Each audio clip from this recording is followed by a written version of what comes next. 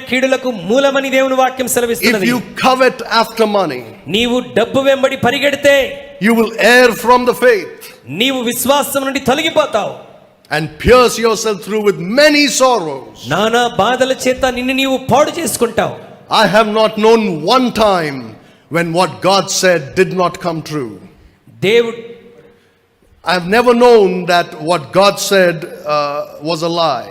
దేవుడు చెప్పిన ఏ విషయం కూడా అబద్ధం కాదండి. If he said it, it will be true. ఆయన వాక్యంలో It is true. చెప్పాడనంటే అది సత్యమే.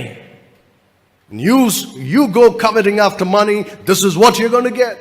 నీవు డబ్బు వెంబడి పరిగెడుతూ ఉంటే నీ జీవితంలో ఇదే పరిస్థితి ఏర్పడుతుంది.